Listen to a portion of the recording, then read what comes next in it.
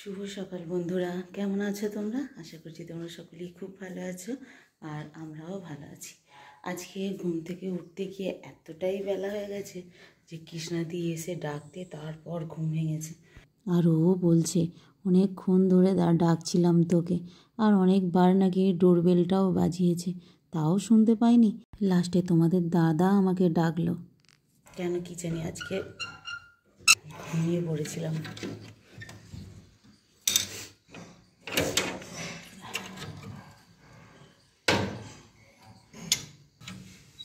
রোদ্দুরটাও খুব সুন্দর উঠেছে। এখানে একটা বড় দেবদারু গাছ হয়েছিল জানো, 2-3 দিন আগে গাছটাকে একজন কেটে নিয়ে গেছে।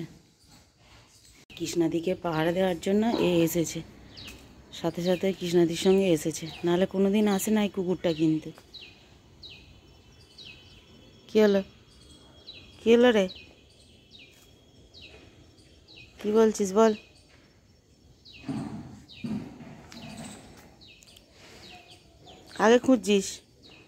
কাকে খুঁজছিস বল? কৃষ্ণাদি,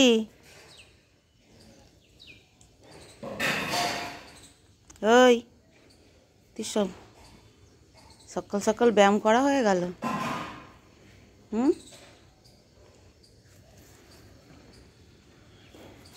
কি করবি বল?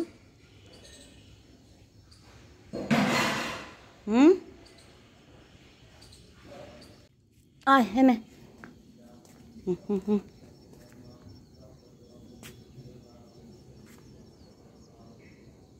ধর।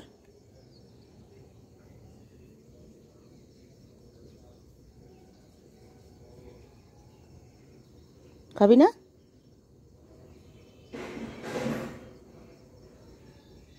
আয় আয় এখানে এনে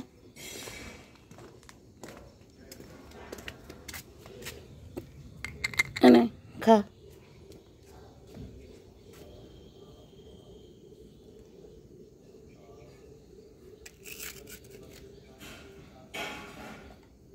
ও, হাতে দিচ্ছিলাম বলে খাচ্ছিলিস না? হ্যাঁ,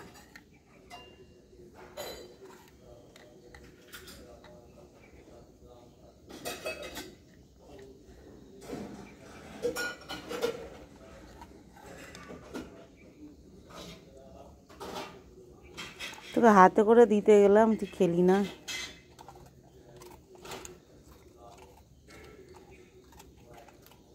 খেয়ে নে।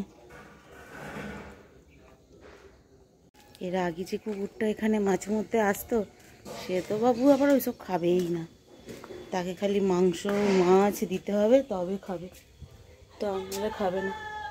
কি সুন্দর এখনও আছে। আজকে হঠাৎ করে কৃষ্ণাদির সঙ্গে এসেছে। কৃষ্ণাদি খুব ভালোবাসে সব কুকুর জানো তো।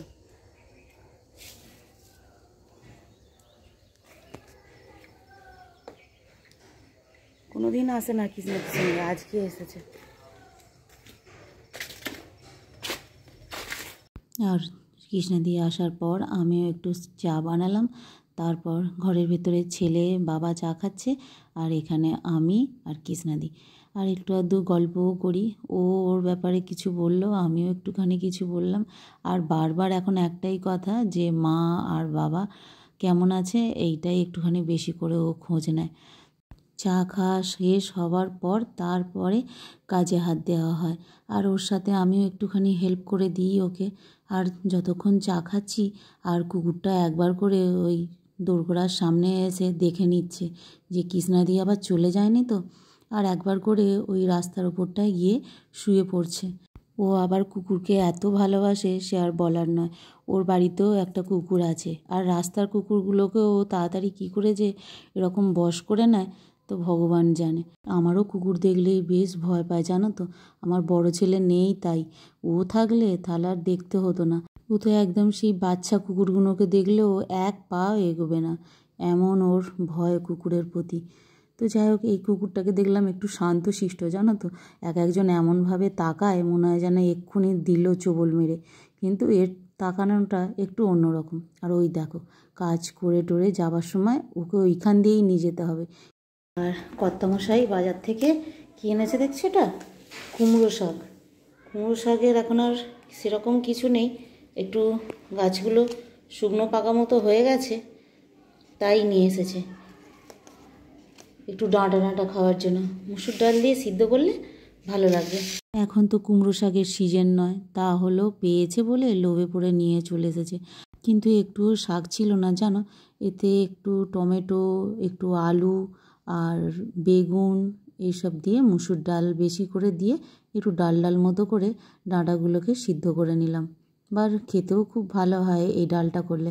এইটা করলে আর এক্সট্রা করে ডাল করতে হয় না। আর এই যে নিয়ে এসেছে মেথি শাক, এটাও এখন ভাজা করব। তার জন্য এই যে একটু বেগুন আর একটু পেঁয়াজ কলি কেটে নিয়েছি, এটা দিয়ে আর একটু কালো জিরে দিয়ে ভাজা করব।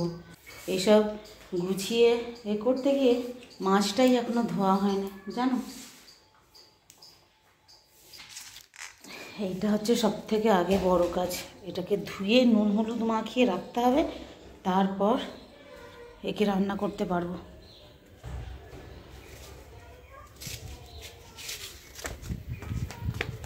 ছোটোবেলা কাজ করতে করতেই বেলা শেষ। এখন মেথি শাকটা ভাজা বসিয়ে দিয়েছি, একটু বেগুন দিয়ে ভাজা করব। বেগুনটাকে ভেজে তুলে নিয়েছি, শাকটা দিয়েছি। শাকটা ভাজা হয়ে গেছে মানে হয়ে যাবে, আর ওই শাকের তরকারিটাও হয়ে গেছে। আর এই মাছটা কর্তামশাই বলল যে একটু সর্ষে পোস্ত বাটা দিয়ে টমেটো দিয়ে করব। এই আজকে রান্না বান্না। খাওয়া দাওয়া হয়ে গেছে, এবারে এই দুপুর যদি না আবার এইগুলোকে তুলে জানলা কাপড় দিয়ে দিই তো ব্যাস আবার এইগুলো ঠান্ডা হয়ে যাবে, আর হবে ঘরে মশা ঢুকে ভর্তি হয়ে যাবে জানো, একে মশারি খাটাতে হচ্ছে। আর এই জানলা কাপড়গুলো না দিয়ে দিলে না ব্যাস এখন থেকেই মশা ঢুকতে আরম্ভ করে দেবে।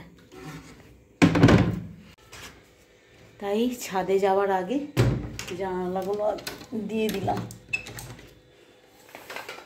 ছাদে রোদ্দুরে বসবো তার জন্য না, জামা কাপড়গুলো শুকিয়ে গেছে, সব তুলে নিয়ে চলে আসবো।